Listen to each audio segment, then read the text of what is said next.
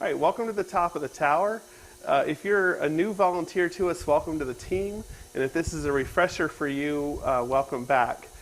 So as the volunteer at the top of the tower, the most important thing that you are doing up here is safety and ensuring the safety of our guests, as well as the functionality of the lighthouse itself. So the biggest thing for safety is when the weather is inclement, you'll want to keep an eye on the wind speed as well as lightning conditions to determine if the top of the tower is safe for guests. For the wind at the top of the tower, you're going to use this tool right here.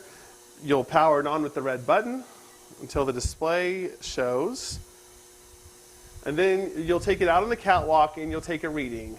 Now, depending on the storm, you might want to take readings on two sides of the catwalk because the lens room up here is 16-sided. You'll get different wind conditions on one side versus the other. As long as the wind is below 30 to 35 miles per hour, we do consider that to be safe for guests at their discretion. If it starts to get into that 30 to 35 mile per hour range though, then it's up to you to make the determination.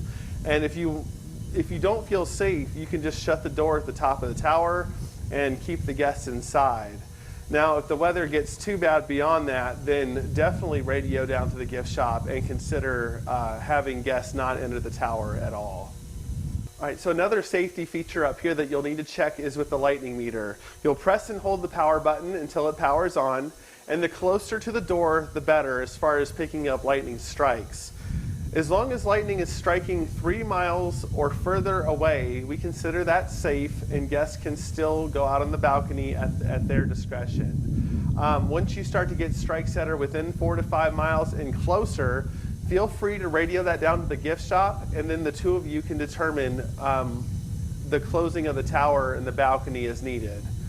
When the tower is closed, because we've had a strike, no kidding, 3 miles or less from the tower will remain closed and a reassessment will be done every 15 minutes. And then we'll let guests know if it's safe to re-enter the tower. Here at the top of the tower, the two-way radio is the primary source of communication. It's a good idea to do a radio check at the beginning of your shift, as well as do one when you switch out with a relief partner at that 1 o'clock hour. And if the weather's bad, it's especially important to keep radio communication with the gift shop and let them know the conditions at the top of the tower. All right, so at the end of the day, the most important thing you can do after you close the door is place the radio on its charger. These chargers are super temperamental, and what you'll want to do is line up the grooves on the back with the protrusions that are on the sides here. And that's completely in the back of the charger. You want to make sure it's completely pressed firmly against it and in there securely. The other good thing to do is to turn it off. When you turn it back on, the light should change to a different color. If it doesn't, it might not be dead enough. But just make sure it's in there well. If you improperly just place it in there, you'll feel a lot of play and the contacts are not making contact. Got it. All right, so during your shift here at the top of the tower, the most important thing is guest safety and sometimes crowd control, especially during the busy seasons. It's important as a general rule to only allow about 15 guests on the balcony at a time.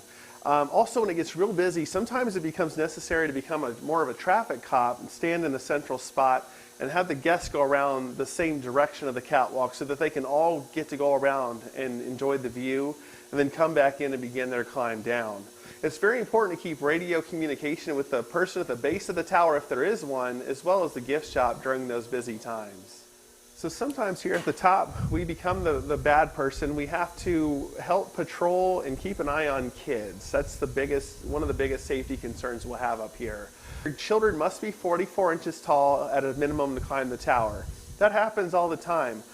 The other thing though is children must be at least 12 years of age or older in order to climb the tower alone.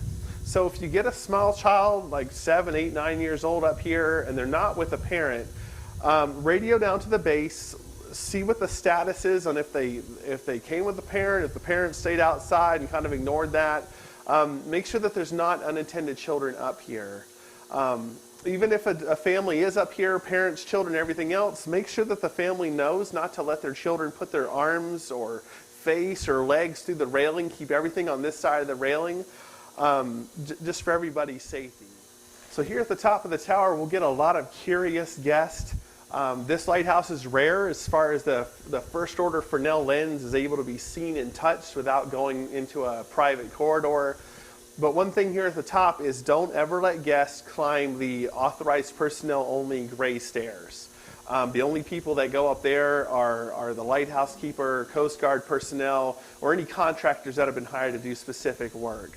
So make sure that guests stay on the main level here. Don't let them go up those last gray stairs.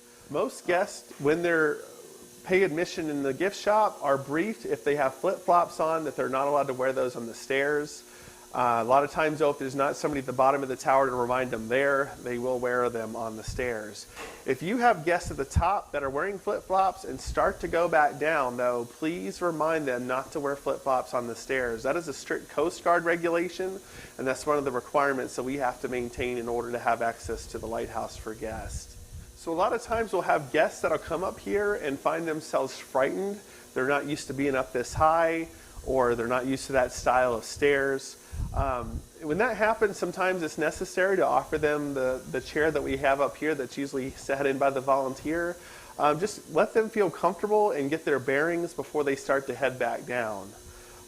All guests, when they start to go back down, on this initial stairway is very steep, and we've got the head hitting points. So we oftentimes brief guests that if they want to turn around and face the ladder going back down the same way that they came up. That's helpful for most to avoid hitting their heads on the way back down to the next floor. The biggest takeaway we have, it feels like there's a lot of moving pieces up here as I'm standing next to a moving Fresnel lens, but it's really not that hard. You can always ask for help from the gift shop, from other people that you volunteered with. You know, keep contact, email addresses, things like that. But the biggest thing is the gift shop manager on duty. They're the most knowledgeable person and the authority. So if a guest gives you grief while you're up here, or if you have a question about procedure, feel free to reach out to the gift shop manager. They'll answer your questions for you. The biggest thing is to have fun. We get volunteers of all types. We get some that are people, and we get some that are just looking for something interesting to do outside of their home for a couple hours a week. No matter how you fit into that spectrum, though, so just have fun, meet people, tell them about the lighthouse as you're able, and then enjoy your time here.